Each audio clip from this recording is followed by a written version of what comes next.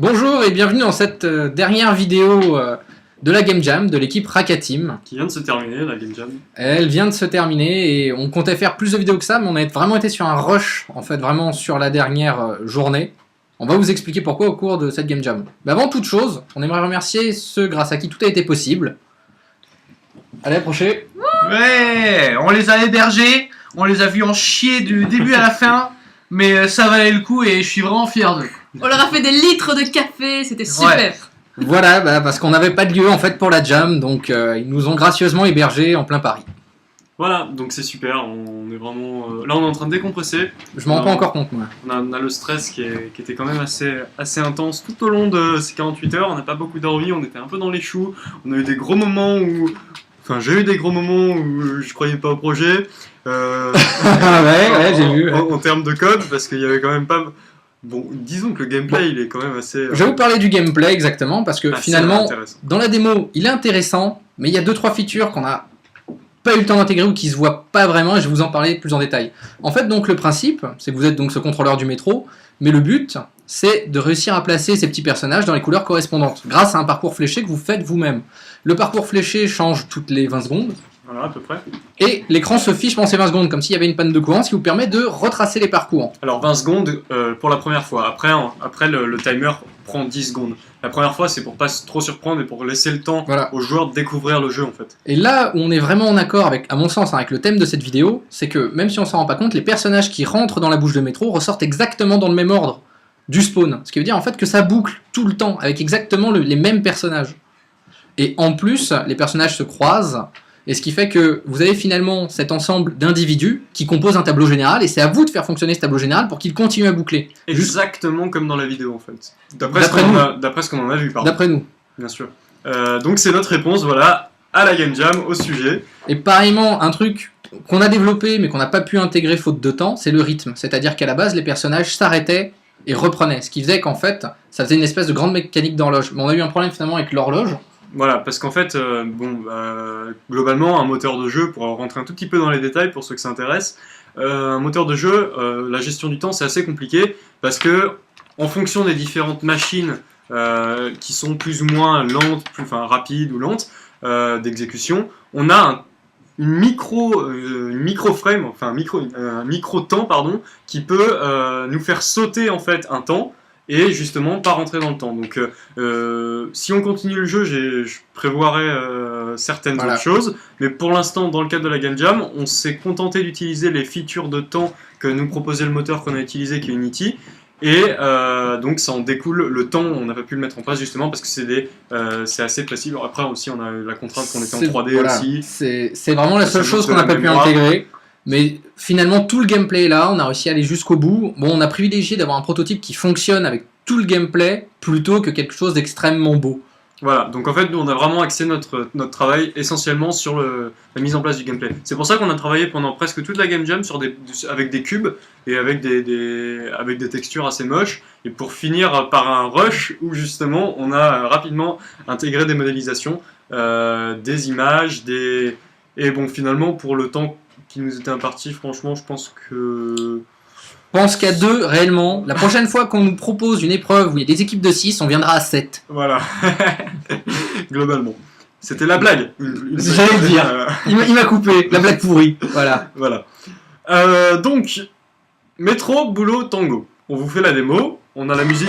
Alors, en fait, on a enregistré la musique nous-mêmes pour ceux qui ne nous ont pas suivis, puisque c'était une des contraintes qu'on a choisies. Donc, c'était d'enregistrer la musique nous-mêmes. On a une autre contrainte, c'est aussi d'envoyer le jeu à un AAA, et nous, on va l'envoyer à Ubisoft. Donc voilà, le jeu se lance, on arrive, on a les différentes instructions qui nous expliquent globalement le gameplay, et qui nous expliquent, ici vous pouvez voir, les différentes touches à utiliser. Donc, on appuie sur Entrée pour jouer, et là on peut déplacer un spawner, en fait, qui va nous faire spawner les objets qu'on voit ici dans la TH tout en haut. Et je peux venir poser des briques en fait qui interagissent sur la direction du personnage. Vous voyez qu'on a le métro aussi qui passe de l'autre côté. Et là le but du jeu c'est de faire donc rentrer les personnages rouges dans la zone rouge. Voilà, et en fait à la base c'était censé être des lignes de métro en fait. Le RER A, la ligne 1, etc. mais on n'a pas eu le temps graphiquement de mettre en place tout ça. Alors au bout d'un certain temps, donc je vais peut-être te laisser expliquer tout ce qui concerne les pièces, etc. D'accord. Alors en fait, Comme ça, je ce qui se passe, c'est que vous avez un score en bas. Ce score permet en fait de poser un certain nombre de flèches pour que les joueurs ne spamment pas le niveau de flèche et qu'il y ait une résolution si facile que ça. Ce qui se passe, vous pouvez revendre les flèches, c'est-à-dire vous pouvez les enlever pour en poser d'autres, Comme ce qui ça. vous permet de récupérer 75% de la somme, Non, 50%. 50% de la somme. Non, justement, D'accord, donc on a fait des ajustements, donc 50% de la somme. Maintenant, il faut savoir que le niveau se fait en incrémentation et c'est à vous de faire le meilleur score maintenant.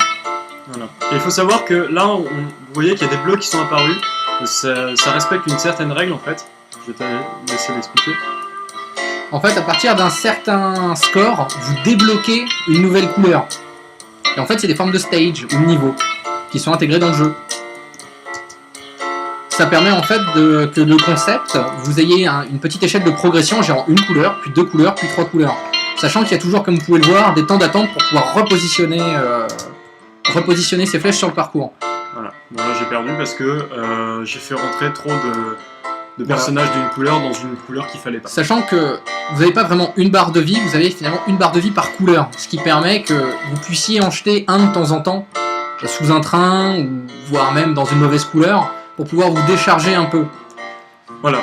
Alors, on va continuer de parler un peu de comment ça s'est déroulé, je pense, la Game Jam. Notamment, notre plus grande peur au début, enfin ma plus grande peur, je vais le dire honnêtement, ça a été que ça soit injouable. Et ça a été dur de mettre en place des métriques, d'ailleurs il y en a certaines qu'on n'a pas pu, faute de temps, mettre en Ça a place. été plutôt compliqué. Donc il y a encore certaines parties du jeu qui sont assez hardcore en termes de gameplay. Mais en fait, on s'est dit vraiment, autant utiliser une game jam pour faire un jeu qu'on pourrait pas donner à un client directement. Parce que c'est vrai que ce jeu est pas facile d'accès, mais à mon sens, il propose une mécanique de jeu qu'on ne voit pas souvent. On a quand même de la micro-gestion, presque en temps réel, avec vraiment cette idée de stratégie. On se demande même s'il n'y a pas des gens très forts en maths qui pourraient trouver un schéma ultime qui permettrait justement de faire des équations, ce genre de choses. Comme le Rubik's Cube par exemple, où Ouais. on trouve, il y a une solution qui revient tout le temps, une pattern. Et Exactement. ça se trouve, il y aurait des patterns dans notre jeu qu'on connaîtrait pas. On a l'impression, du moins nous, d'avoir réussi à créer une espèce de Rubik's Cube, donc nous-mêmes, on n'a pas encore la clé. Et c'est assez... Frustrant. Moi, je trouve ça intéressant en fait en termes de recherche. Voilà. Voilà, bon bah on espère que les vidéos qu'on a fait tout au long vous auront intéressé, parce que ça nous a pris du temps, si mine de rien. Voilà. Et merci à tous ceux qui nous ont soutenus, parce que là, on en a reçu des petits textos, des petits messages, même de l'aide de beaucoup de gens de notre école. Et on aimerait tous vous remercier. De Pour l'aide, nous avoir suivis. attention, hein, de l'aide, on n'a pas triché, c'est de l'aide sur... Oui. Par exemple, certains nous ont dit que la musique, on devait un peu plus entendre la guitare. Voilà, Donc par nous-mêmes, on a réglé la guitare. Voilà. Oui, Ce donc genre de t'as raison de le spécifier. Ouais, faut pas dire que... C'est une aide morale Voilà. et spirituelle. Voilà, parce qu'on a été vraiment que deux à travailler. Ouais. C'est vrai. Et justement, Justement. comme on l'a dit, on pense que On ne fera plus. pour la prochaine, on va prendre des gens, je pense. Oui. Parce que c'était un peu galère. Ouais.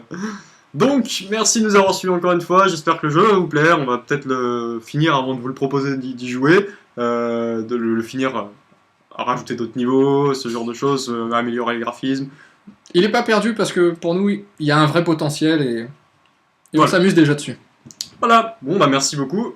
À plus. Ah, ciao. Ciao. 2 réellement. La prochaine fois qu'on nous propose une épreuve où il y a des équipes de 6, on viendra à 7. Voilà. Globalement. C'était la blague. J'allais le dire.